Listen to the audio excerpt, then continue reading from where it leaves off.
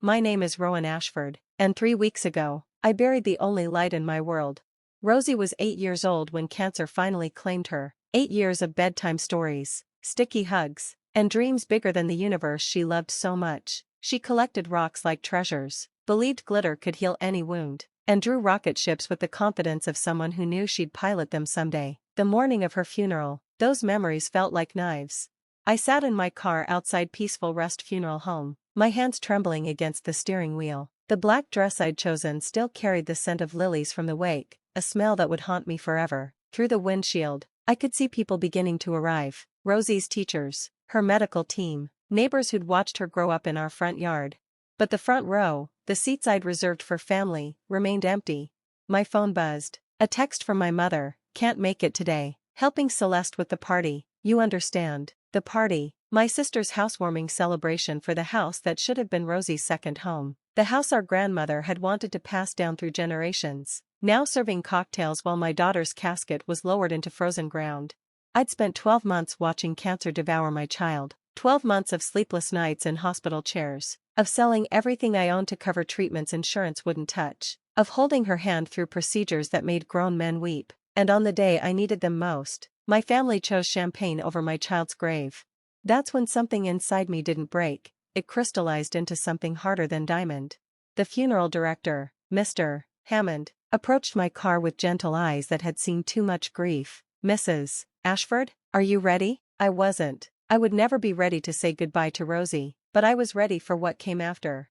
Inside, the service was beautiful in the way that only broke your heart further. Photos of Rosie lined the entrance, Halloween costumes, birthday candles, her last Christmas morning when she was too weak to unwrap presents but smiled anyway, the sanctuary filled with everyone who had truly loved her. Everyone except the people who shared my blood.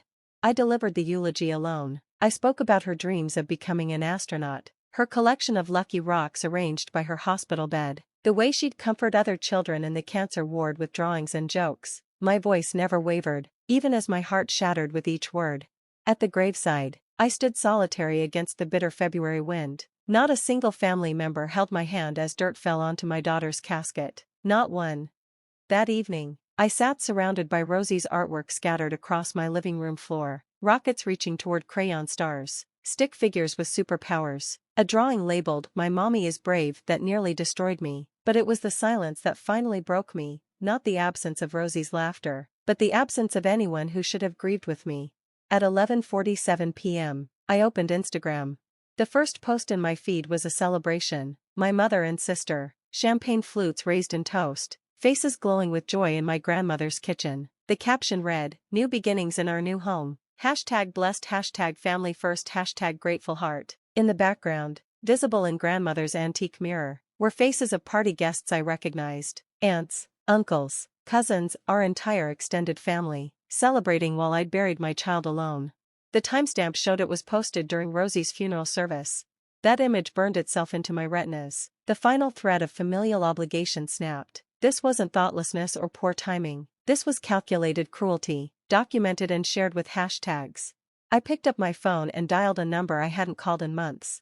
"Mr. Carlyle? This is Rowan Ashford. I need to see you first thing tomorrow morning. It's about my grandmother's house." At 8 a.m. sharp, I sat across from my grandmother's attorney, still wearing yesterday's funeral dress. Mr. Carlyle had represented our family for 30 years, his silver hair and kind eyes a constant through marriages, divorces, and deaths.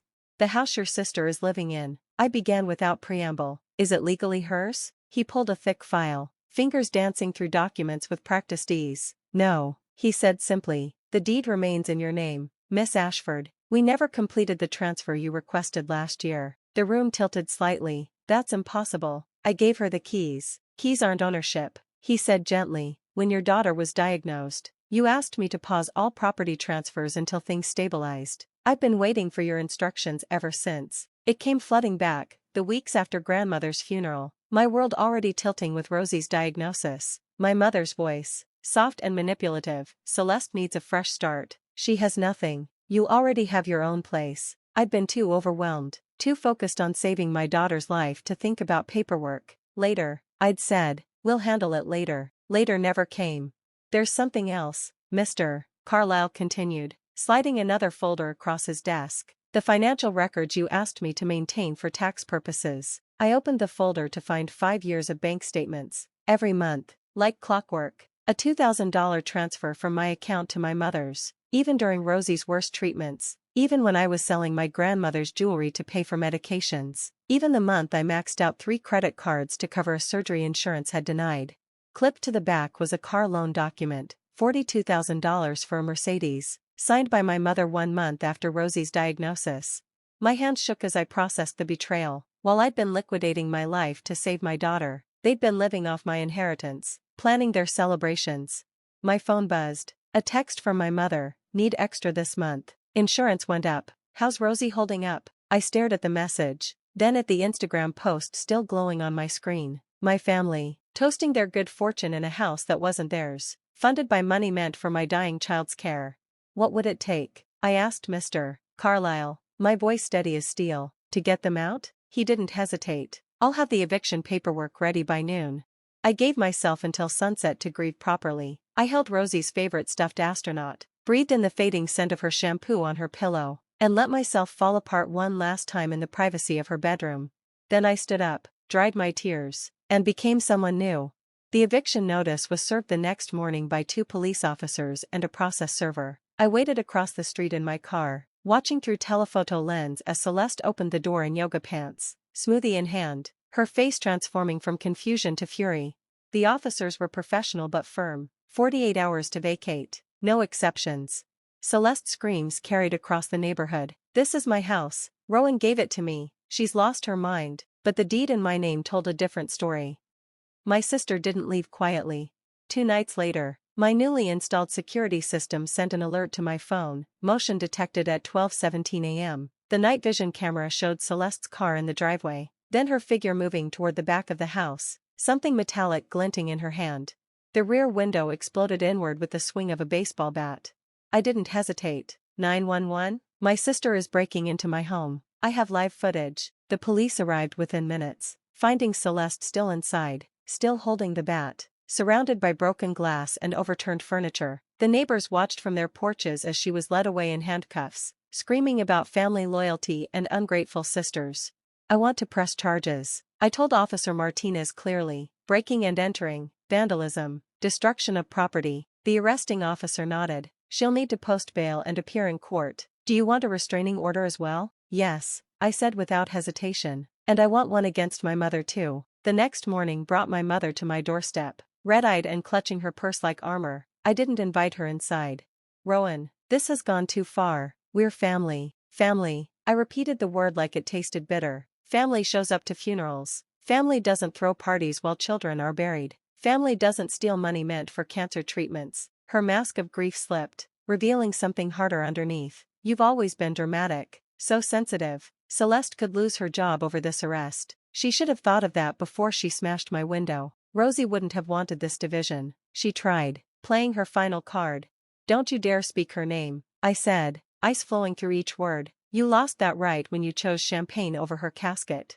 Within a week, the story had spread through our small town like wildfire. Celeste, desperate to control the narrative, posted a heavily edited video on Facebook, splicing together security footage to paint herself as the victim of a grief-crazed sister. But truth has its own momentum. Rosie's teacher was the first to comment. I was at the funeral. I saw the empty family section. Her hospice nurse followed. I held Rowan's hand during Rosie's final hours. She was completely alone. Photos surfaced from the funeral, dozens of attendees, teachers, medical staff, neighbors, all gathered to honor an 8-year-old girl. And there, clearly visible in every shot, was the front row of empty seats reserved for family who never came. The county health department, where Celeste worked as an inspector, issued a statement. "Miss Ashford has been placed on administrative leave pending investigation into her recent arrest." My phone rang constantly now. Reporters, distant relatives, people from church. I answered none of them. My lawyer handled everything with cease and desist letters and restraining orders. 3 weeks after the arrest, I made my final decision about the house. "I'm donating it," I told Mr. Carlyle, "to the Children's Cancer Research Foundation, in Rosie's name." He smiled, the first genuine smile I'd seen from anyone in weeks. She would have loved that. The donation ceremony was small but meaningful. Dr. Peterson, who had treated Rosie, spoke about the importance of research funding. The foundation director promised the house would become a family residence for out-of-town patients receiving treatment. Standing in my grandmother's living room for the last time, I found something I'd hidden years ago, a drawing Rosie had made when she was 6. A stick figure with wild curls and a red cape, labeled "My Mommy is a Hero" in her careful handwriting. For the first time since her death, my tears came not from grief, but from something cleaner, something like pride. 6 months later, I received a letter from the foundation. The house had raised over $50,000 in additional donations from people who'd heard Rosie's story. Children from 3 states had received treatment they couldn't otherwise afford. I keep that letter framed next to Rosie's hero drawing in my new apartment, smaller than before, but filled with only things that matter. Her artwork covers the walls. Rockets and rainbows and promises of adventures we'll never take together.